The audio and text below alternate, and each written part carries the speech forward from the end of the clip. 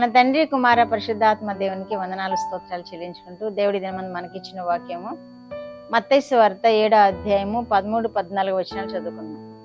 ఇరుకు ద్వారమున ప్రవేశించుడి, నాశనమునకు పోవు ద్వారము వెడల్పును, ఆ దారి విశాలమునై ఉన్నది, దాని ద్వారా ప్రవేశించువారు అనేకులు.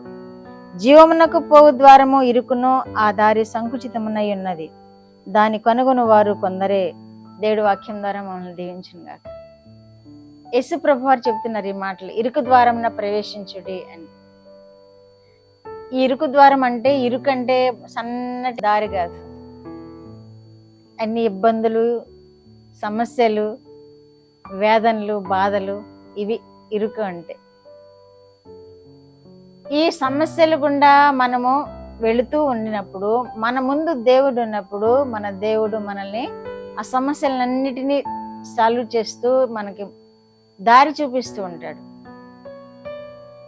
కానీ అది సమస్యలుగా ఉంది, అది ఇరుకుగా ఉంది, అది ఇబ్బందికరంగా ఉంది అని వేరొక మార్గము, స్వేచ్ఛగా ఉన్న మార్గము, విశాలమైన మార్గం మనం ఎంచుకున్నాము అంటే అది నరకానికి తీసుకొని వెళుతుంది అని యేసు ప్రభు వారు చెప్తున్నారు.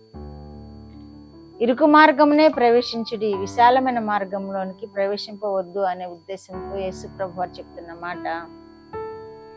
మనము ఈ లోకంలో ఇరుకైన మార్గమును ఎంచుకోవడం వలన మనము ఈ జీవిత అనంతరము విశాలమైన పరిస్థితులు, విశాలమైన స్థలంలో ఆ దేవునితో సదాకాలం జీవించే భాగ్యం పొందుకుంటాం.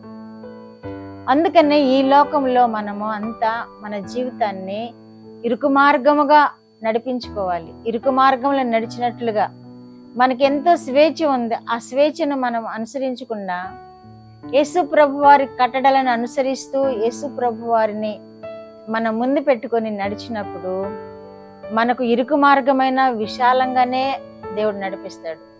సమస్యల మార్గమైన అది సంతోషంగానే నడిపిస్తాడు. వేదన కలిగించేదైనా మనకి అది వేదన లేకుండానే సమాధానకరంగానే నడిపిస్తాడు. ఎందుకంటే మన దేవుడు మనతో ఉంటే ఆ సమస్యలన్నిటినీ సాల్వ్ చేసుకుంటూ మనల్ని ముందుకు నడిపిస్తాడు. లేదు, ఈ సమస్యలను చూసుకుంటూ విశాలమైన మార్గము హాయిగా ఉంది కదా అని అందులో ప్రవేశిస్తే మనము అది నరకానికి పోయే మార్గం కనుక అది నరకానికి తీసుకుని వెళ్తుంది అని యేసు ప్రభు వారే చెప్తున్నారు ఈ మాట. ఇరుకు మార్గంలో ప్రవేశించే ప్రయత్నించుడి అంటున్నారు. ఆ మార్గం ఇప్పుడు చాలా మంది ఎన్ని సభలు పెట్టినా ఆ సభల నిండా మనుషులు నిండిపోతూ ఉంటారు. ఎన్ని చర్చెస్ పెట్టినా ఆ చర్చెస్ నిండా మనుషులు నిండిపోతూ ఉంటారు.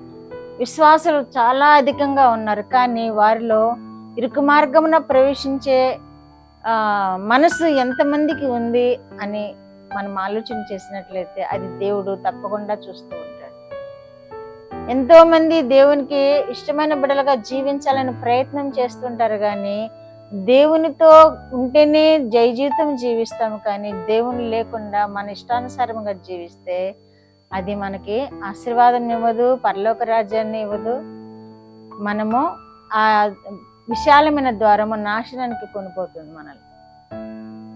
యేసు ప్రభు వారు స్వయంగా చెబుతున్న ఈ మాటలను మనము మన హృదయంలో ధ్యానిద్దాము. అలాగే లూకా సువార్త 13వ అధ్యాయము 24వ వచనంలో కూడా ఇరుకు మార్గంన ప్రవేశించే పోరాడుడి, అనేక మంది ప్రవేశిస్తారు కానీ దానిలో ఎంతో మంది కొనసాగలేరు అని ఈ వాక్యం తెలియజేస్తుంది మనకి. ఎంతో మంది ప్రవేశించే ప్రయత్నిస్తారు కానీ వారి వలన కాదు యేసు ప్రభు వారు చెప్తున్న మాటలు.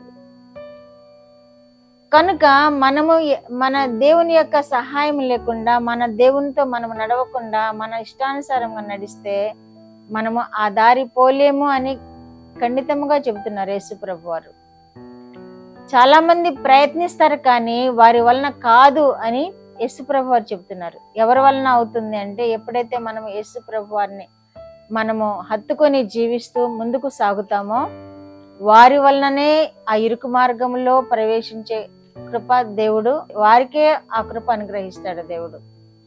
ఎవరైతే యేసు ప్రభు వారిని హత్తుకొని జీవిస్తూ ఆయనను ప్రేమిస్తూ లోకాన్ని ప్రేమించకుండా లోకానికి వేరే జీవిస్తూ ఉంటారో వారే ఇరుకు మార్గంలో ప్రవేశించే అర్హత పొందుకుంటారు.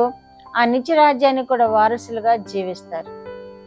వినుచున్న మనమందరము కూడా అట్టి కృప పొందుకుందుముగాక.